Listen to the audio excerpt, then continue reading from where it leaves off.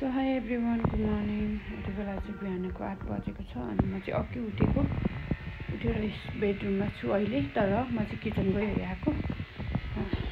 किचनमा चाहिँ मैले अघि नै खाना पकाउनको लागि सब्जीहरू रेडी गरिसकेको छु, किनभने बहिनीहरू कलेज गएको छ।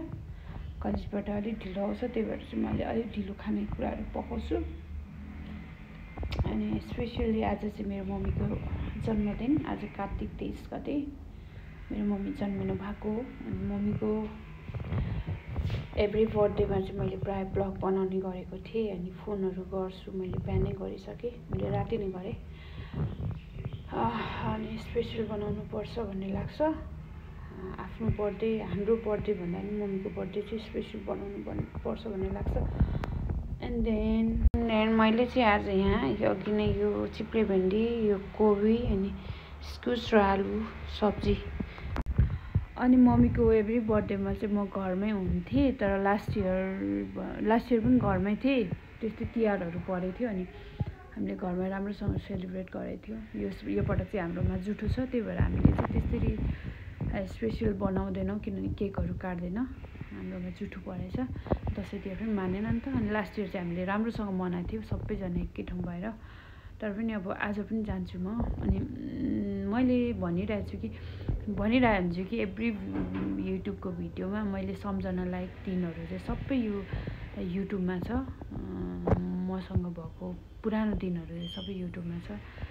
मेरो हार्ड डिस्कदेखि लिएर ल्यापटप सबै बिग्रिन्छ कि प्रायः। अनि म यसरी स्पेसल डेहरूको भिडियो बनाउँछु भनेर सोच्छु, बिर्सिहाल्दो रहेछ कि। अनि सो आज पनि मम्मीको जन्मदिन। अनि विशेष गरी चाहिँ मेरो मम्मीले चाहिँ मेरो भिडियो चाहिँ एभ्री भिडियो हेर्नुहुन्छ कि, सेभ गरेर राख्नुहुन्छ। अफलाइन वाइफाई नभएकोलाई नै अफलाइन भिडियो गरेर हेरिराख्नुहुन्छ, दोहोऱ्याइ तेह्रै। अनि त्यही भएर चाहिँ मम्मीको बर्थडेको पनि भिडियो म बनाउँछु भनेर चाहिँ लास्ट इयरको अलिक अघिल्लो वर्ष चाहिँ म सेङ्जेमा गएको थिएँ क्या। कस्तो हतास गएको क्या। मम्मीको बर्थडे चाहिँ म सेङ्जेमाबाट विस गर्छु भनेर। एन्ड फेरि पनि मम्मीलाई यही भिडियो मार्फत यो पटक चाहिँ अहिले भएर पनि जान्छु म, सम्भव भएसम्म भिडियो पनि बनाउँछु। अनि जन्मदिनको धेरै धेरै शुभकामना मेरो मम्मीलाई।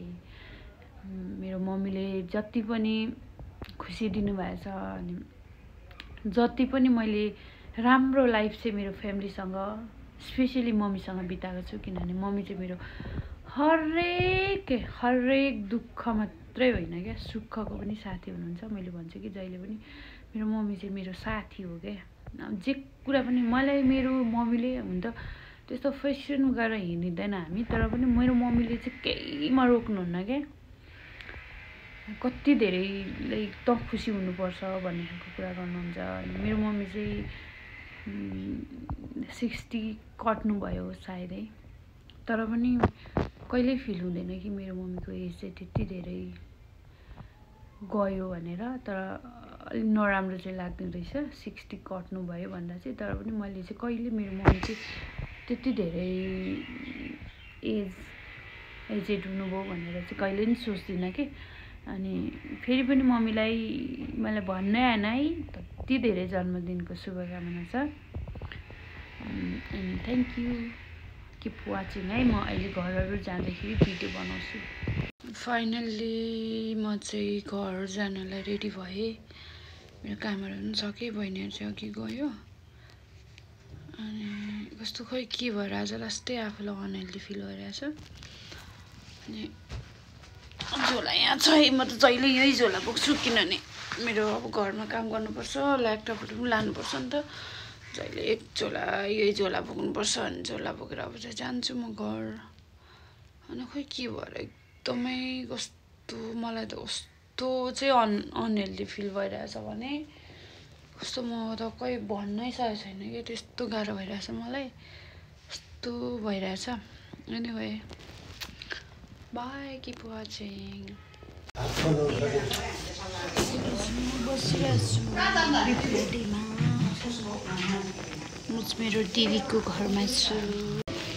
यहाँनिर पुरा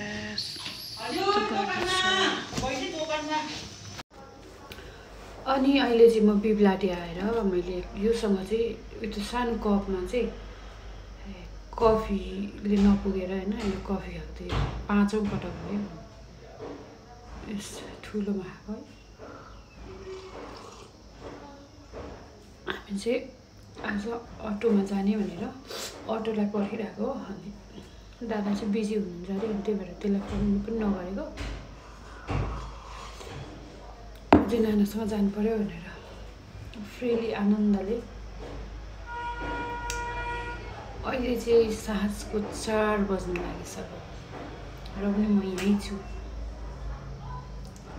वाट किप वाचिङ साँझको 5 बजिसक्यो म चाहिँ 5 बजीसम्म यहाँ बिब्लाटीमै छु कस्तो बोर भयो अनि दिदीलाई पर्खिँदा अनि यहाँनिर आइरहेको छु अनि के हेरिरहेको छु भने यहाँ चाहिँ यहाँ फुटबल पहिला यहाँ फुलपातीमा दसैँको अलि अगाडि चाहिँ यहाँनिर फुटबल हुन्थ्यो अनि धेरै गेमहरू हुन्थ्यो फुलपाती मेला जस्तै लाग्थ्यो अहिले पनि लाग्छ तर त्यस्तो धेरै क्रेज हुँदैन अनि यहाँ चाहिँ यस्तो देखिरहेछ यति राति भइसक्यो हौ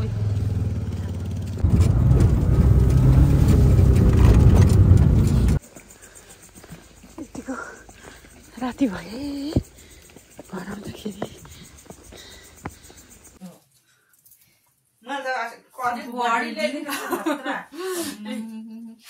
अनि अहिलेसम्म नदिनु आफूले दिँदा मात्रै दिने रहेछ नि हेर न ह्याप्पी बर्थडे यो मिलाएर लाउनु ल मन पर्यो तर खुकुलो भयो नि त्यो कति घटाउने नै भन्ने थाहा भएन कि यो राम्रो छ हेर्नु ल मैले लाउँदा राम्रो हुन्छ अरे क्या यो मैले बिराम हुँदा किनेको पोर्छ आएको क्या त राम्रै छ नि राम्रो छ ठिक्क हुन्छ तपाईँले भनेर सेम रहेछ ह्याप्पी बर्थडे दिदी मेरो ए मैले दिएको